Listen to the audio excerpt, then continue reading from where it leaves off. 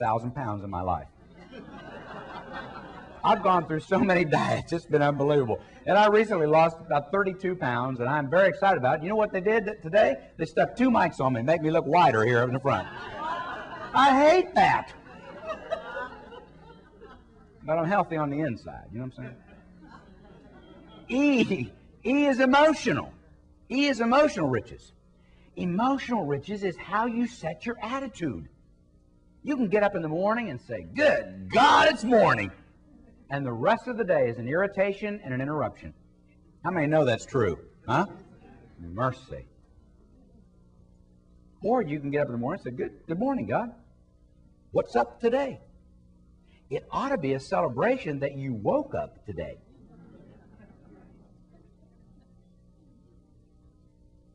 Emotional, which is attitude.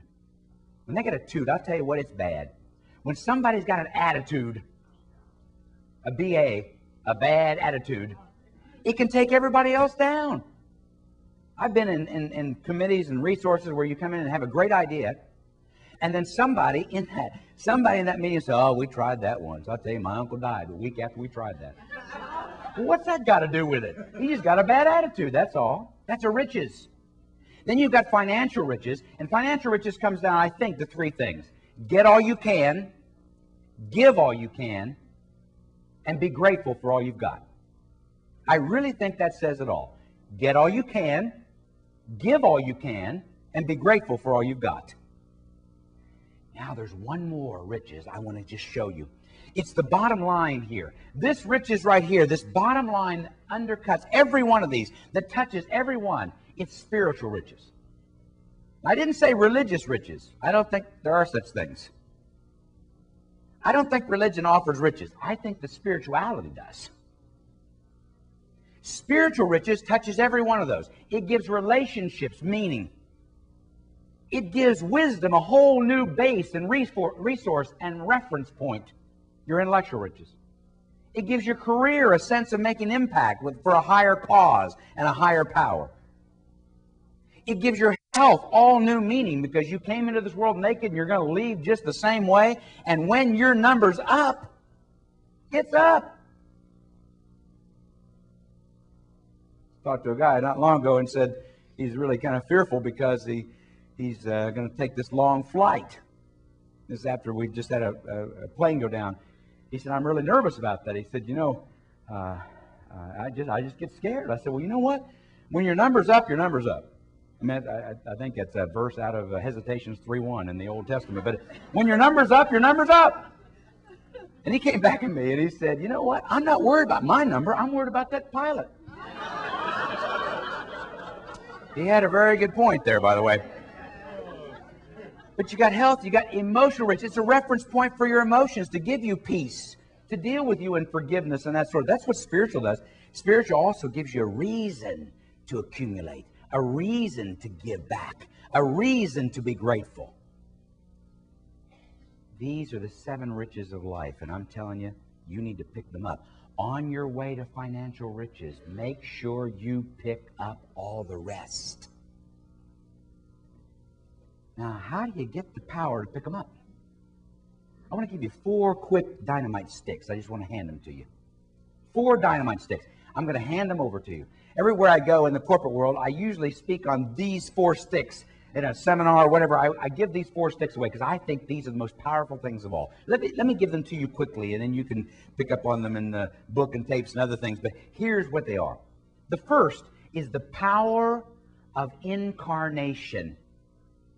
The word incarnation is a 6-cylinder word that really means that you need to flesh out, act out, behave who you are. One of the worst problems in our world is self-esteem. People don't know who they are.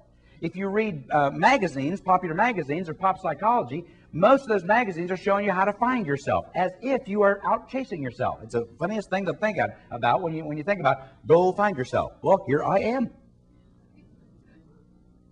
The power of incarnation says you've got to be the best you can be. Don't try to be like anybody else. I've had so much struggle with that because I thought in order to get ahead as a young man, I thought I needed to be like this one, and I was getting paranoid real fast. And then I really came to the point, I've got to be me. If nobody likes it, that's tough. I got to be me, because I got to be satisfied with me. I got to look in the mirror. I'm the one that has to face me every day. And if I don't have me figured out, I have nothing to give to you. Let me tell you, the worst thing that happens in dating, when you try to act like somebody you're not, and the other person falls in love with that.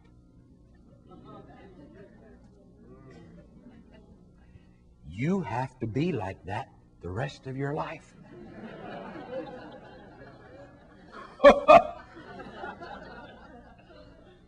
Can't be done. Can't be done. That's why we call them midlife crisis. You wake up and say, wait a minute, this isn't what I want. This isn't who I am. I've been misunderstood. You presented yourself wrong. The power of incarnation says, be yourself and grow yourself. And you're the only one who's responsible for that. You must grow yourself up. The second power stick is interdependence. You cannot live your life in a vacuum. When you try to live your life in a vacuum, you lose. Interdependence says you've got to work in concert with a support system. You need to work in concert with a support system, a family system, a network. And as you build your team, you win. You're stronger. Remember the geese story? Where the geese fly in a V?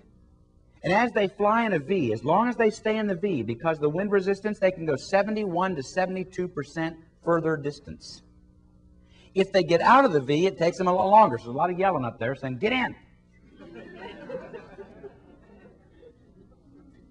The head goose takes all the wind resistance, and he has to trade off from time to time. And the others go up and become the head goose. And so he goes back in with the geese. This is hard to say, by the way, as I'm going back and forth here, so I hope you bear with me. So you got the head goose and the rest of the geese right there in the wind resistance, and they switch back and forth.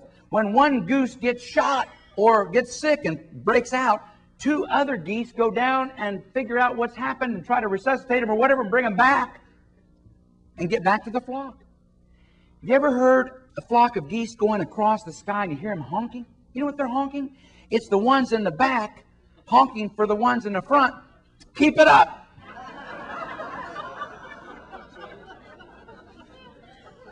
What are they honking about at your office, huh? You see what I'm saying?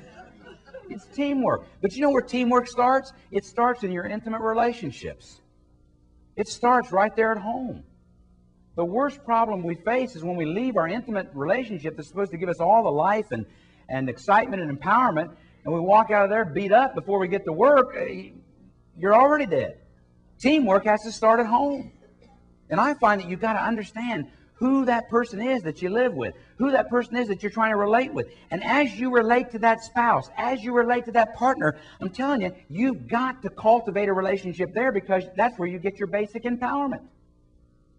And understanding the differences between the two. What makes that person tick and ticked? Which are two very different deals. I saw light bulbs come on when I said that. The power stick of incarnation, the power stick of interdependence. The third is the power stick of impact. Every person, to be psychologically, emotionally healthy, to feel valuable and have great self-esteem, you've got to have a sense that I make a difference in what I do. There's a reason for me getting up this morning. And if there's not a reason for you to get up this morning, then no wonder you say, good God, is it morning already? I got to go over there and do what I don't want to do, make money that I don't really believe they've given me enough of, so I can pay the bills that I don't think I really ought to be paying?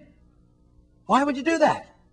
You need to have a sense of impact, a sense of making a difference, a sense of really making your life count with something. And you got to search for that. Only you can search for that. I think your purpose in life is like an inner label on the inside of your gut, and only you can figure out what your purpose is. Your purpose in life. Why are you here? Are you here just renting space? Are you here just taking up space? Why are you here? Only you can tell what your purpose in life is. And you know what I've come to? The only way for you to find your purpose in life is don't go ask a shrink. Don't come and ask me. Don't go ask your normal, the clergy.